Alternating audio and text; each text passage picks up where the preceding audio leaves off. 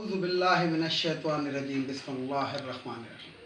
Viewers, अस्सलाम वालेकुम। Viewers, मैं हूं आपका मेज़बान सैयद अहमद समी और आप देख रहे हैं सैयद अहमद समी यूट्यूब चैनल रावलपिंडी इस्लामाबाद से। वीवर्स, सबसे पहले आज बात करते हैं ये मरियम औरंगज़ेब की और शहबाज शरीफ की। तो शहबाज शरीफ ने फरमाया कि जनाब, ये जो इलेक्ट्रॉनिक मशीनें ये दुनिया में नाकाम हो चुकी हैं, इलेक्ट्रॉनिक वोटिंग मशीनें।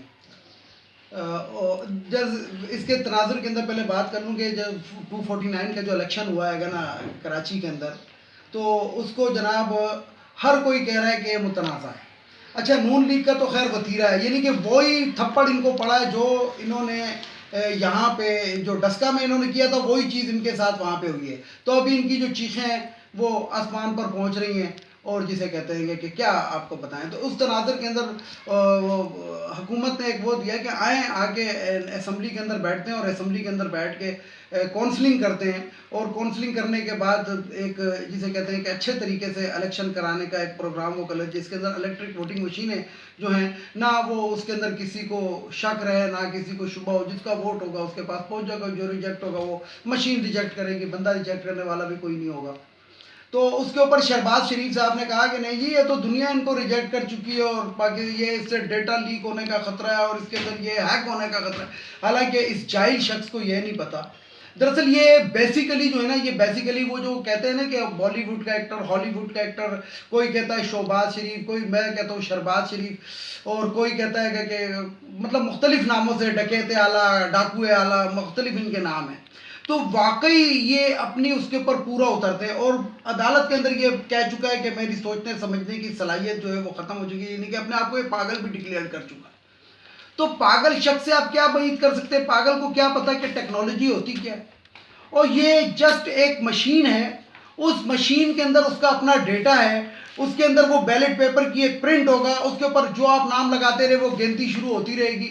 ना उसका इंटरनेशनल इंटरनेट से कोई राब्ता होगा, ना उसको कोई इंटरसेप्ट कर सकता होगा। हाँ, ये एक अलहदा बात है। मैं यहाँ पे ज़रा सी बात करूँगा कि पाकिस्तान में बिजली का मसाइल रहते हैं कि अगर बिजली चली गई तो डेफिनेटली वो मशीन ऑफ हो जाएगी, जो एक पॉजिटिव पॉइंट है। तो उसका सब्स्टिट्यूट ये है कि जिन इलाकों के अंदर जाहिर बात है इलेक्शन दिन को होता है, रात को तो नहीं होता, तो उधर सोलर पैनल के ऊपर उस मशीन को कनेक्ट कर दिया जाए या यूपीएस की बैटरीज के ऊपर कनेक्ट कर दिया जाए, यानी कि ज़ीरो टॉलरेंस इसके अंदर ये भी ख़त्म हो जाए कि ज़ीरो डिफेक्ट ख़त्म हो जाए इसके अंदर, कि कोई इसमें डिफेक्ट रहे ना।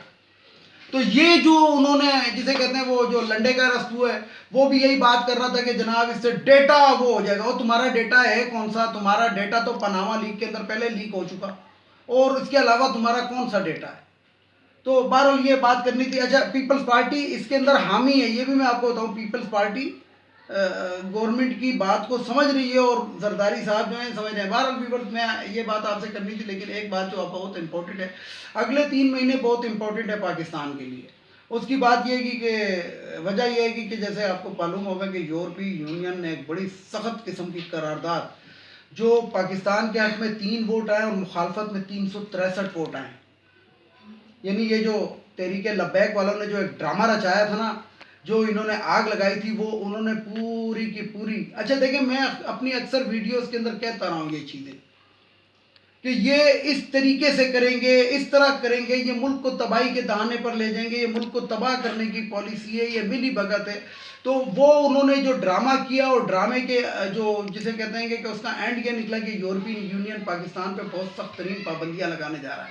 और जब यूरोपीय यूनियन लगाएगा तो आप खुद सोचें, ये एक प्री प्लान और साजिश है की, और साजिश इसमें नून लीग भी शरीक है तहरीक लब्बैक वालों के साथ। डॉलर रोज बरोज गिर रहा था, यानी कि 13 से 17 रुपए के करीब डॉलर गिर चुका था 2-3 महीनों के अंदर अंदर, जो इनके पेटों में मरोड़ पड़ी। और इन्होंने कहा कि अगर ये डॉलर जो है ये किसी तरीके से इमरान खान 120-115 के ऊपर ले आया तो ये तो पाकिस्तान पे छा जाएगा। अब इन्होंने एक ड्रामा रचाया जिसमें तहरीक लब्बैक का पूरा पूरा साथ दिया, और तहरीक लब्बैक ने बल्कि साथ नहीं दिया, तहरीक लब्बैक ने नून लीग के कहने के ऊपर यह काम किया।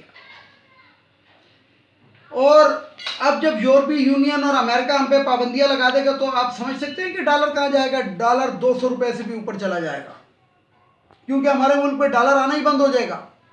और हमने जो गैर मुल्की जिसे कहते हैं कि अदायगियाँ करनी है, वो लोग हमारे सर पे चढ़ जाएंगे कि भाई आप पे तो पाबंदी लगी, आप हमारे पैसे दें।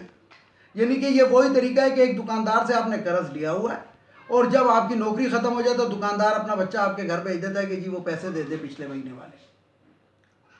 तो जब नहीं होंगे तो डेफिनेटली आप किसी और से कर्ज लेके उसको देंगे। यानी कि अगर इससे आपने 5 रुपये सूद के ऊपर लिया हुआ है तो अगले से 10 रुपये का सूद लेके इसको देंगे, और फिर अगला मांगेगा तो 20 रुपये पे सूद लेके पैसा लेके उसको देंगे। तो ये कहाँ से कहाँ जाएगा। यानी कि जो पाकिस्तान को ब्लैक लिस्ट करने के अंदर जो तहरीक लब्बैक पाकिस्तान ने नून लीग के साथ जो इंटरनेशनल गेम खेलना था वो ये खेल। अब आते हैं वीवर्स इस तरफ के। कल आशिक मोहतरमा जो हैं वो क्या नाम है अपना पंजाब की वज़ीर इत्तलात मुशीर इत्तलात फिरदौस आशिक कमान साहिबा, उन्होंने एक असिस्टेंट कमिश्नर जो खातून थी उनकी बड़ी बेइज्जती की। तो बहुत अच्छा किया। मैं अपनी एक वीडियो में कह चुका हूँ कि अगर महंगाई को कंट्रोल करना है तो महंगाई का कंट्रोल करना ये किसी वजीर या किसी मुशीर का काम नहीं है, ये डिप्टी कमिश्नर, असिस्टेंट कमिश्नर और कमिश्नर के काम हैं।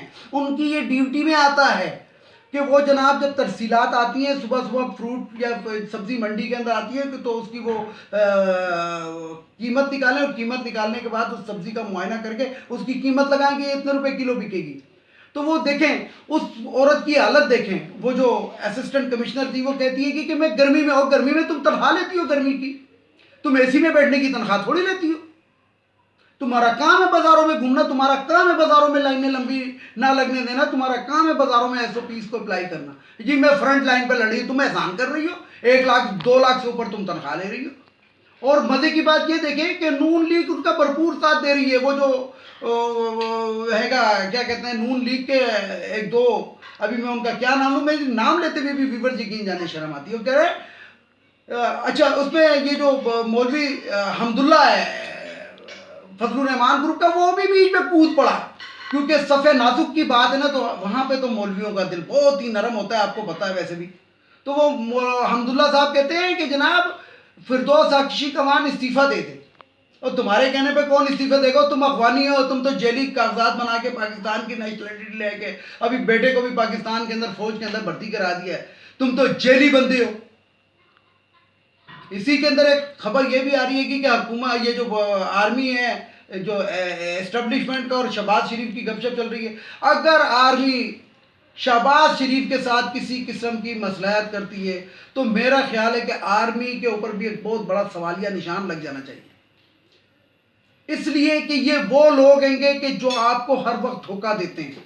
3 आपके आर्मी चीफ जो थे, ये नवाज शरीफ ने किस तरीके से उनको बर्खास्त किया था, और जो जिसको मरवाया था वो भी इसी ने मरवाया था। नहीं तो आप इसकी इन्वेस्टिगेट एक फ्री तरीके से करवा कर देख लें, किसी गैर जानिबदारी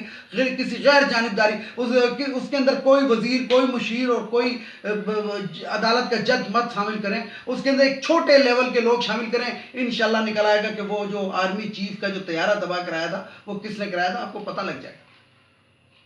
जो जहर खुर्दनी की वजह से हुआ था, याद होगा आप लोग। तो बात यह की कि अगर आर्मी अब अगर इनकी बात मानती है तो फिर आर्मी के ऊपर भी बहुत बड़ा सवालिया निशान। और जैसा कि ये तो कहता ही रहा है, ये तो शहबाज शरीफ तो पहले ही कह रहा था कि जनाब मुझे तो ग्रीन सिग्नल भी मिल चुका था, मैं तो काबीना भी डिसाइड कर ली थी, उसके बाद पता नहीं क्या हुआ और मैं वजीर आजम नहीं बन सका। तो मैं अब इसमें क्या कह सकता हूँ कि सिलेक्टेड कौन लोग होंगे। तो व्यूअर्स ये चंद बातें थी जो मैंने आपसे करनी थी। और असिस्टेंट कमिश्नर का जहाँ तक मामला है, असिस्टेंट कमिश्नर की ड्यूटी ये नहीं है, बल्कि डिप्टी कमिश्नर और कमिश्नर की भी ड्यूटी ये नहीं है कि वो दफ्तरों के अंदर बैठे रहें। करते क्या है ये सारा दिन, इनका काम है, हुकूमत का काम है इनको सड़कों पर निकालें, और सड़कों पर निकालने के बाद इनको जनाब बाज़ारों के अंदर ये घूमें, बाज़ारों के अंदर ये घूमें और बाज़ारों के अंदर ये हर चीज़ के ऊपर कंट्रोल रखें, हर चीज़ की कीमत के ऊपर कंट्रोल रखें। लेकिन होता क्या है, सुबह आते हैं एसी में आके बैठ जाते हैं क्योंकि रोज़ा है, उसके बाद एक चपरासी आता है, इनके सामने लिस्ट रखता है कि आज आलू इतने रुपए किलो, आज प्याज इतने, और इन्होंने साहिबा ने साइन कर देने, उसके बाद जाने दो। बकौल असिस्टेंट कमिश्नर साहिबा के कि आज गर्मी थी तो फ्रूट खराब हो गया। आपके घर का फ्रूट क्यों नहीं खराब होता? आपके घर में भी तो गर्मी होगी, वहां का फ्रूट नहीं खराब हुआ, बाजार में जो फ्रूट था वो खराब हो गया, वो इसलिए कि उन्होंने आपको भत्ता पहुंचा दिया होगा। तो मैं यहाँ पे यही कहूँगा कि फिरदौस आशिक कमान साहिबा ने पहली दफ़ा पहली दफ़ा वो जो वसीम अकरम प्लस हैं, उनके किसी बंदे ने कोई पहला अच्छा काम किया, मैं तो यही कहूँगा। क्योंकि मैं बताते खुद इन रमज़ान बाज़ारों के मैं चक्कर लगा रहा हूँ और रोज़ाना मेरा एक चक्कर होता है और मैं इन लोगों की हालत देख रहा हूँ। और शहबाज शरीफ के दौर में तो इंतहाई थका हुआ सड़ा हुआ फ्रूट होता था, लेकिन मैंने आपको एक वीडियो में कहा था ना कि उनको हुकूमत करने आती थी। वीडियो को लाइक करें, शेयर करें, सब्सक्राइब करें, बेल आइकन के बटन को जरूर दबाएं ताकि मेरी नेक्स्ट वीडियो आपको मिल सके। व्यूअर्स, इसके साथ ही इजाज़त चाहूँगा। इजाज़त जाने से पहले वो जो रिवायती अपने जुमले हैं कि अफगानियों को इस मुल्क से चला जाना चाहिए। दूसरा, ख़वातीन की मखसूस नशस्तें कौमी असम्बली, सूबाई असम्बली, सेनेट से ख़त्म होनी चाहिए। तीसरा, ये नवाज शरीफ जो है ये कब वापस आ रहा है और इसको नून लीग वाले कब वापस ला रहे हैं। और चौथा और आखिरी कि जस्टिस फाइज ईसा और ये अदालतें जो है ये कब इंसाफ फराहम करेंगी और जस्टिस फाइज ईसा के का जो फैसला दिया है इन्होंने कि आइंदा किसी जज के खिलाफ कोई कार्रवाई नहीं हो सकती, तो ये कहाँ का इंसाफ है। यानी कि जब खलीफा के लिए पूछा जा सकता है खलीफा से कि दो चादरें कहाँ से आई, एक चादर में सूट नहीं बन सकता, तो एक जस्टिस फाइज ईसा किस बात की मूली है। इसके साथ ही इजाज़त चाहूँगा व्यूअर्स, तमाम देखने वाले सुनने वालों को। अल्लाह हाफिज़। और आखिर में वही नारा, पाकिस्तान जिंदाबाद, पाक फौज पाइंदाबाद।